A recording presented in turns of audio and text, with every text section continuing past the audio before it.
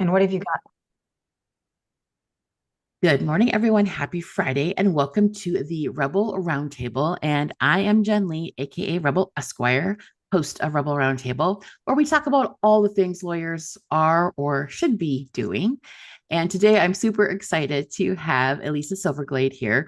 And Elisa is the Director of Intelligent Automation at Techromatic. And I love that she says intelligent automation because we're going to get into some of that in a little bit. But she's got tons of experience in as a law office manager, diverse sales background, all kinds of cool things for lawyers to be thinking about when it comes to their practice and future proofing their firms. And so, Elisa, I love this fact that she put in this.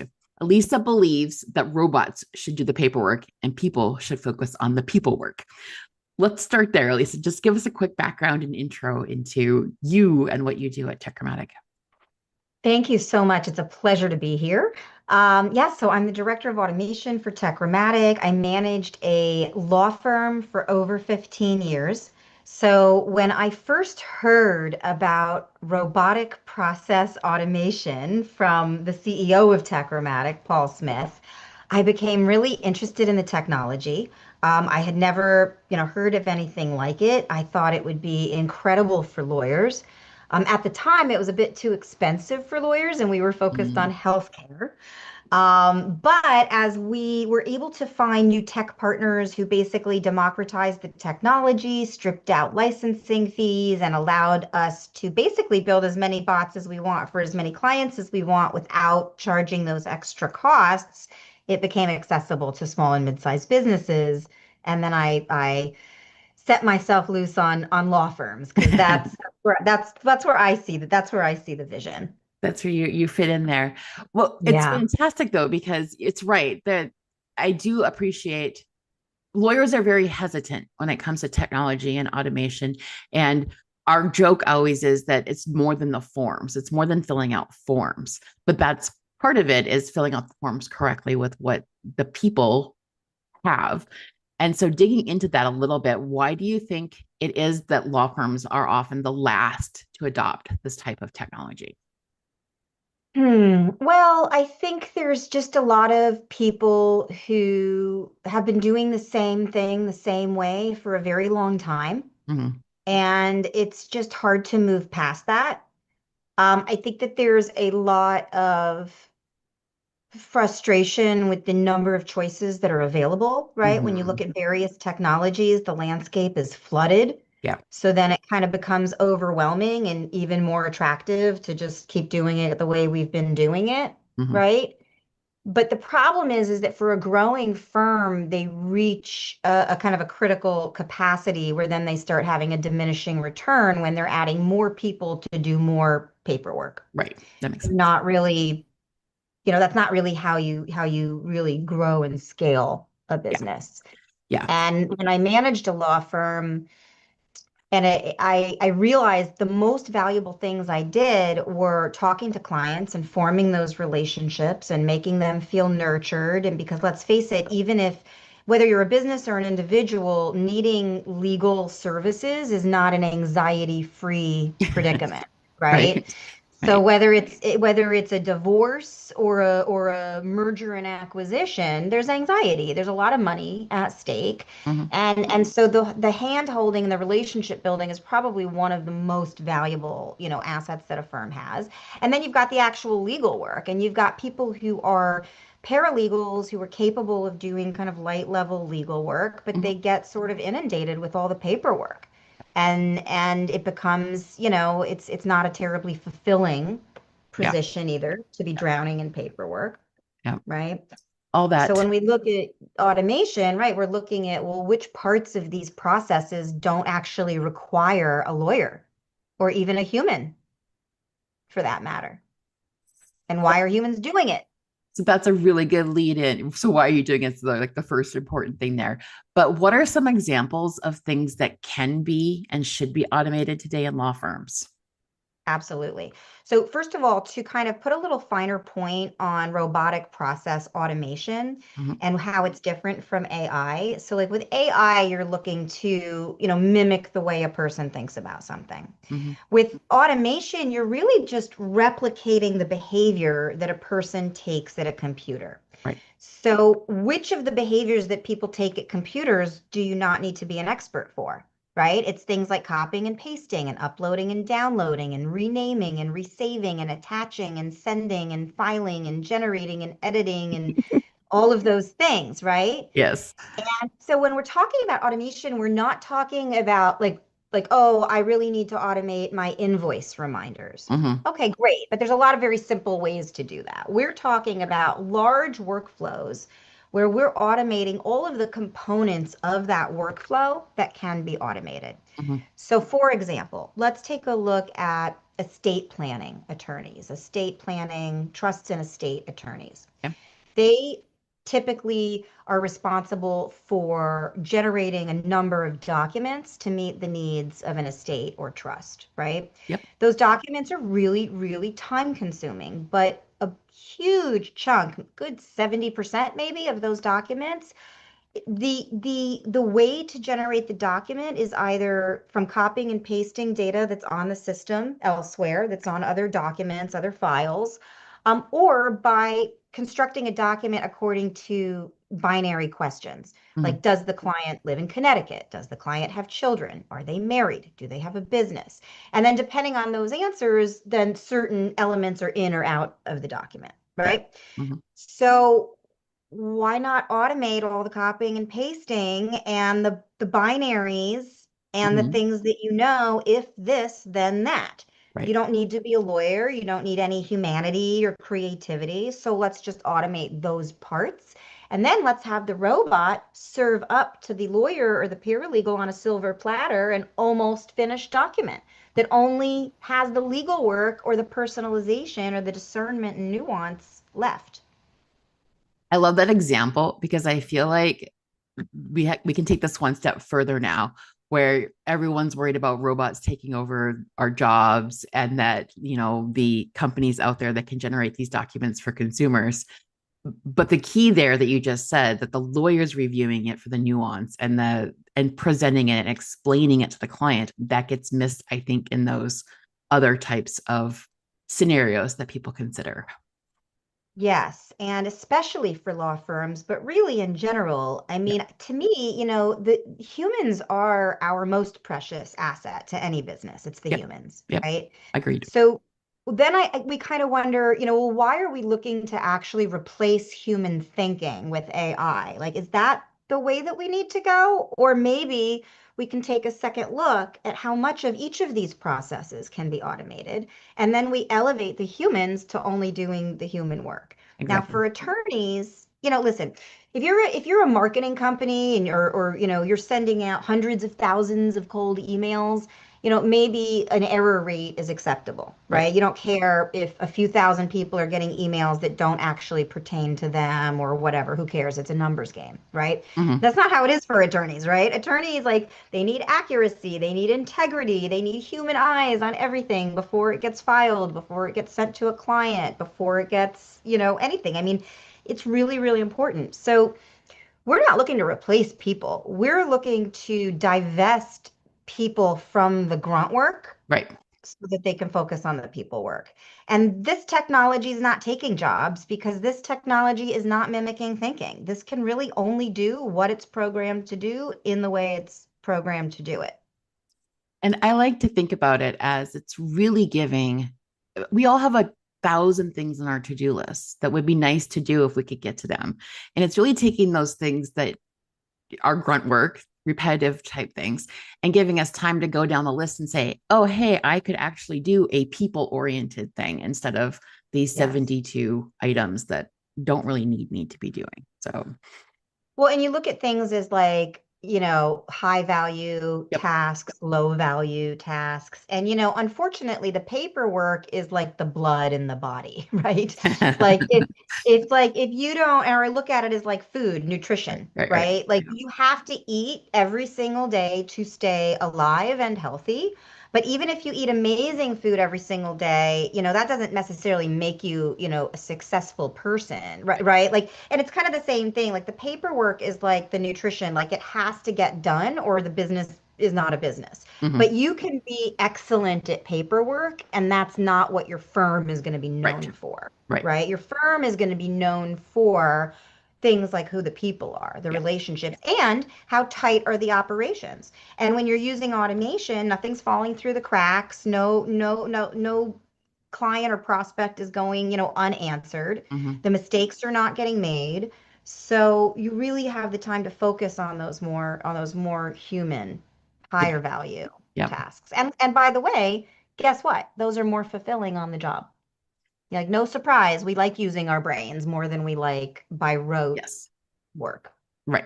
And if you do like that rote work, there is work that even helping program these things and do those things and figure them out is really fun to for some of that types. Well, and that's Again, going back to your why, zone of genius of what you're doing. yeah. Yeah. Yeah, well, and that's the relationship. That's the Yeah. prospect of sort of the automation relationship is we're not really looking to just automate one project. We're looking to do a project that sets the foundation and the money that is saved from each automation funds the next automation. And the nature of our relationship is that we're always asking our clients to think of what else do you want the bot to do? Right. So let's say we built the bot to draft the wills and estates and trust documents, but now you say, once the attorney finalizes this, can the robot put it through DocuSign, get the client to sign it, and then invite them to schedule a meeting to review? Right. Yep. Sure, you Yeah. can do that too, Mhm. right? Yep. So it's just this sort of more of an expansive mindset of like, well, what other automations can we add to just continue to gobble up more and more of just that grunt work? I agree. And I think looking at the big picture a lot of times gets missed. We focus on like one piece that we wanted to do, and then we don't think about all the other things that we could be using for. Um, Yeah. what are when some a firm is thinking about starting with automation, they've gotten over the a little bit of the fear and they're thinking about this. What are some of the common mistakes that they're making when they start looking at automation? Well, one is what we've already been talking about is like, Right. where are you supposed to be using it? Are you trying to mimic the way people think, or are you trying to do the automatic work? Because I think that sometimes people will come to me with this thing like, oh, I really wish I could automate. And then what they describe is actually like really human work or part Really? of the lead. Yeah. And Okay. it's kind of like, well, like it's not really, I'd rather automate like some busy work to give you more time to Mhm. do that work, Yeah. right? Yeah. So that's, I think, one of the mistakes is like where are you really going to get the most value? Hmm. And like not everything that can be automated should be automated, Hmm. right? Yep. So that's another thing is a lot of people get really excited about the bells and whistles of a program, throw a lot of money at it. And like we don't even propose unless we know we're offering value. Hmm. So if a prospective client explains to me that, they really want to automate this thing that takes 2 hours a month, that's not a good value Right. proposition, 2 hours a month. Hmm. Unless you've got, the most expensive person in the world working those 2 hours, that's not saving you money. Hmm. Tell me we're going to save you 2 hours a day, then we can start to run the numbers. So, that's a mistake I think that people try to, embark on maybe an inappropriate Okay. project Okay. That makes automation. sense. Another mistake, and I don't know if it's a mistake as much as it is just the learning curve, Hmm. is understanding that expansiveness. So like people will say something like, I can't automate this process because every not everybody sends the right documents. Like Hmm. let's say it's a process of, building according to, I can't automate it because sometimes I have to go back and forth with a client to get the right documents. Hmm. That's not a reason you can't automate it. That just means we're going to have to work on how to automate it, Right. right? Work on the So workflow. work on the workflow, right? Yep. So one huge tip I give to everyone, this is something that we find ourselves doing almost with every project, but I think that folks can get themselves streamlined for automation, but even just streamlined in general by replacing email conversations back and forth, which is Mhm. what we call unstructured data, Yeah. right, Yeah. with a web form. Because if you use a web form, which are free on like Google or Microsoft, you don't have to necessarily buy a fancy one. You can do all kinds of things in forms, Yep. multiple choice, long answer, short answer. You can have people upload documents, images. You can do conditional formatting. If you answer yes, it goes to this section, et cetera, et cetera. Mhm. Once you do that, all that data gets collected in a database, otherwise known as an Excel spreadsheet, which is a database, right? And Mhm. every time a person fills out the form, it gets added to the database. So what that means is if you're going to automate with RPA, now you have a database that the robot can interact with, and it's structured data. And it's so much easier to get that automated solution that you want that way. Although you'll have folks tell you, oh, well, you can use AI to process unstructured data in emails, which is true, you can, Yeah. but it doesn't offer the same accuracy or the same level of consistent execution. So we're always going to recommend that somebody moves to a web form. And sometimes we even have folks using web forms internally, Yeah. right? Just, Yeah, we do that. Yeah. the paralegal does the intake with the client and then maybe they fill out a web Yep. form afterwards.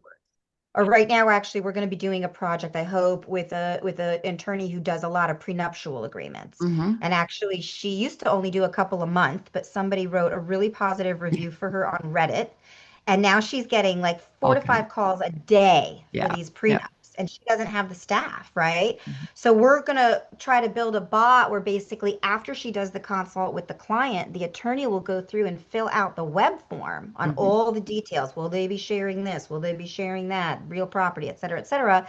And then the bot will construct the prenuptial agreement shy of all the nuance, of Right. all the, Right. the legal work, right? Yeah.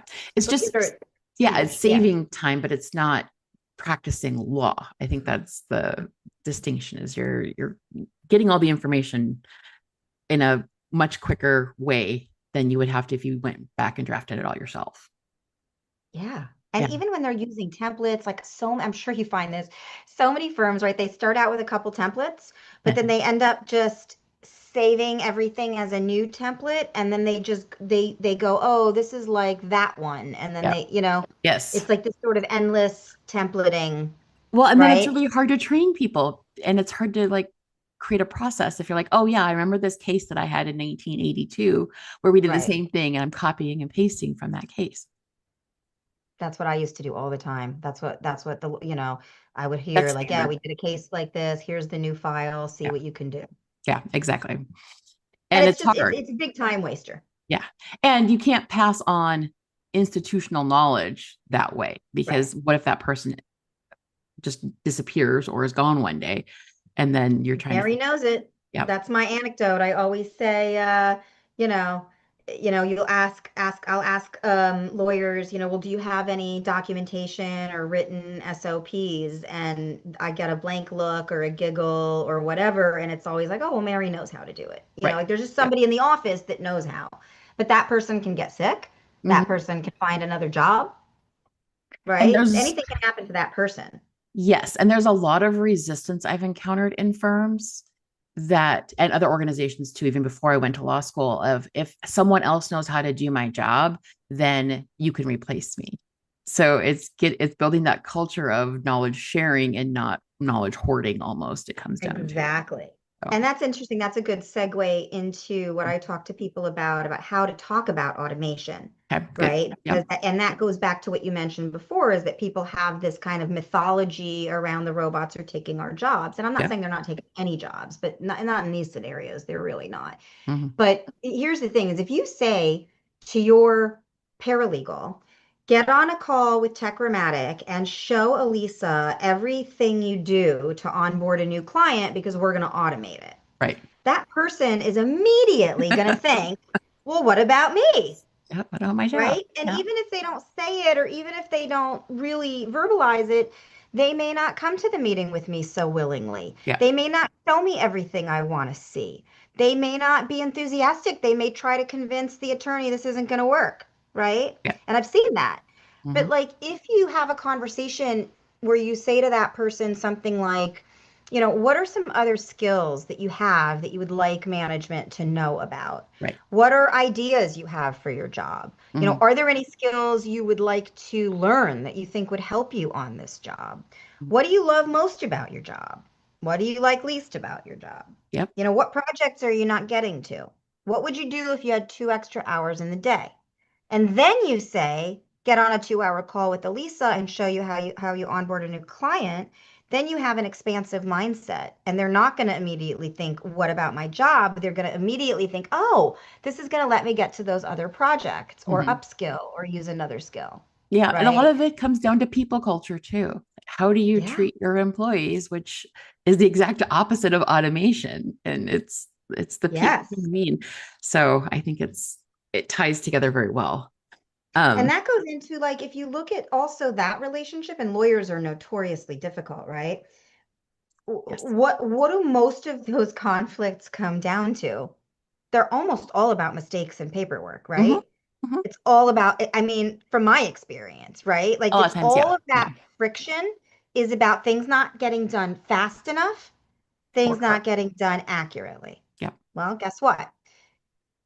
Automate, free up your humans from those, and now you're going to have less to argue about and less to admonish your staff about, and your staff is going to have less to worry about in terms of accountability for mistakes that all humans make.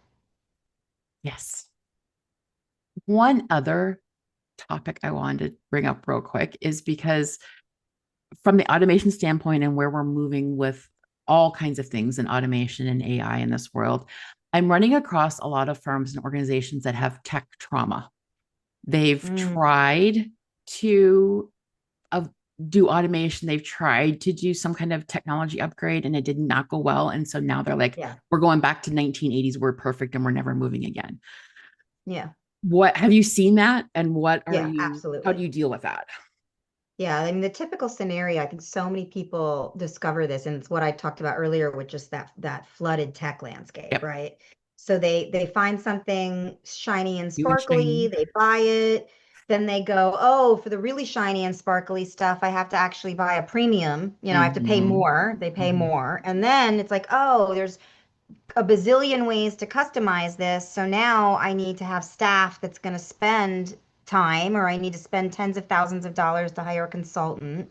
And Mm-hmm. everybody's promising integrated automation, but none of it really works satisfactorily. So Right. you've got firms that are kind of contorting their operations to fit into the offered functionality. And there's a lot of like non-preferred methodology, Right. right? Right.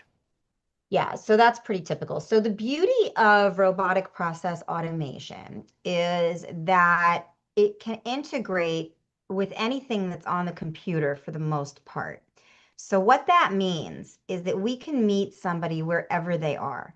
If they have a very low tech environment, we can still automate how whatever they're doing. I have a client who uses nothing but Microsoft Office components, and we have a robots onboarding their Mm-hmm. clients. Yep.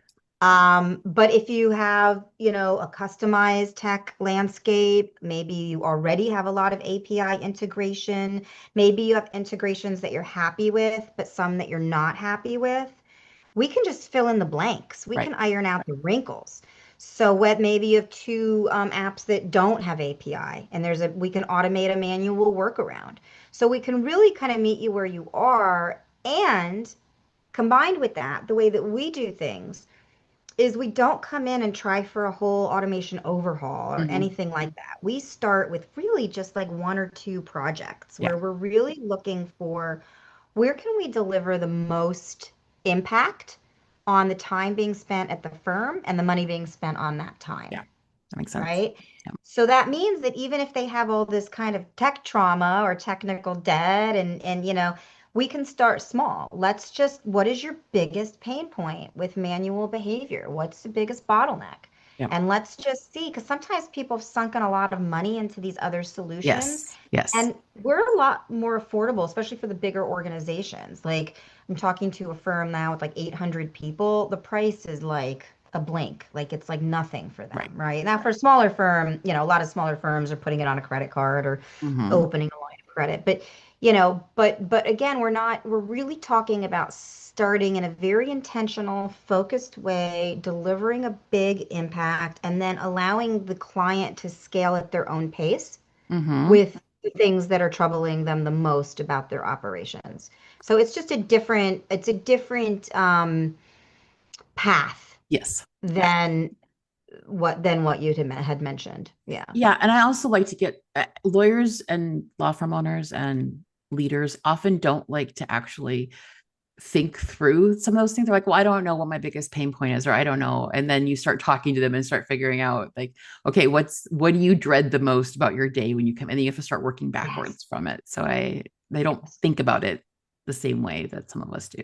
So And that's where I do feel like we provide a lot of value just with my expertise in yeah, law firm operations. So when I'm talking to a lawyer, I usually already know, yeah, you know, I know. probably what like if you're a personal injury attorney, it's the medical records, Yep. if estates and trusts, it's the documents, immigration, it's the applications. Like, you kind of know what it is. So you can kind of drill down to, oh, how are you doing this particular process right now? Right. How big's the team? What's the tech you're using? And can kind of figure out where automation might provide value.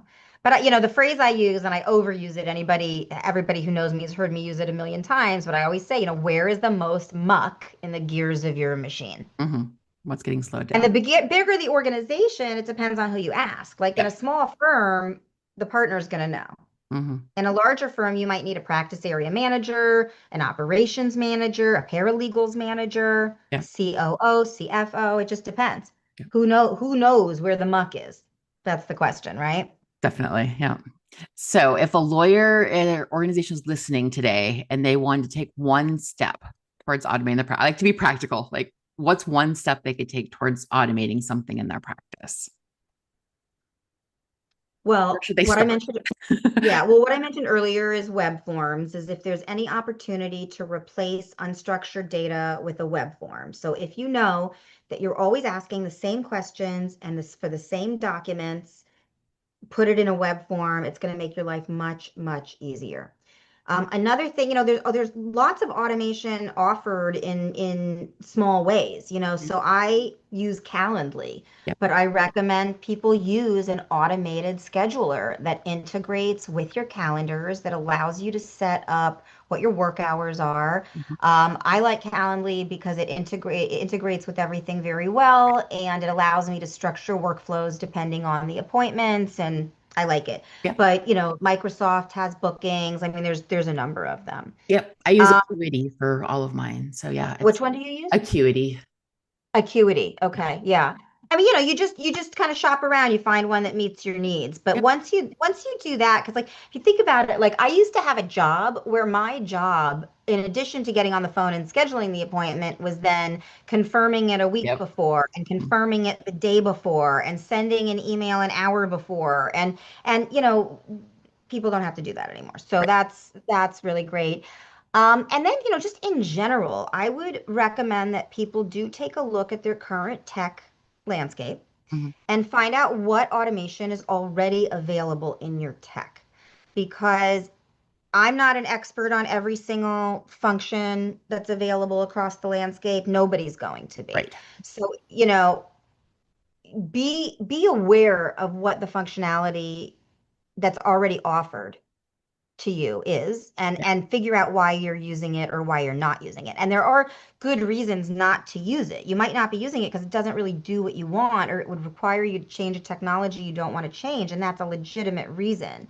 But understand that it's obviously best for you to use as much as you can from what you already have. Yeah, I hear that a And lot. then you come to us to fill it in. I'm using only using 20% of the features of my practice management system or something like that. So yeah. Yeah, and listen, sometimes there's a reason for Yeah. it. Sometimes they don't want it. Like the client I mentioned, which is my smallest client, is they're a husband and wife estate planning Hmm. team with 3 support staff, right? And they use Microsoft Office components, and intentionally. Right. They did not want to invest in a platform with a bunch of functionality they weren't going to use. Right. They know themselves well enough to know that they're not going to disrupt their practice to learn a whole new Yeah. platform, and they like the way they do it. They have an established process Yep. and they like it. So they love the idea of using this technology without having to change the landscape. Well, and there's so many features and again, connections and automations now with Microsoft platforms, Google platforms, and all of that. Back in the day when it was just Outlook and a spreadsheet, it was harder to manage. But now there's so many like bookings, there's Microsoft Forms, there's Google, like all the things. Like you can Yeah. actually have a practice management platform be your Yeah. software Googles. That's really cool. Okay, Elisa, I have to wrap up because I tend to go on and on when I get AI and automation and all kinds of I know. nerdy stuff going on. But where can people find you at, first of all? Well, you can find me on LinkedIn, Elisa Silverglade. You can Okay, find me at elisa@techromatic.com. very And I good. would say those are the two best ways to reach me, or my phone number, which is on my LinkedIn, I believe. Yep, sounds good. I will put those in the show notes after we're off the live. And Great. then on the Rebel Roundtable, we do have a Spotify playlist for all of our Rebel anthems when we want to get pumped up. What is your go-to when you need to get pumped up? My go-to when I need to get pumped up is Feeling Good by Nina Simone. Very cool. I will get that added to our list and Excellent. send out the Spotify playlist to everybody. So thank you so much for nerding out with me on a Friday morning, talking about technology and automation. I appreciate it. Likewise, I appreciate you, Jen. Thanks so much for having me. Thank you.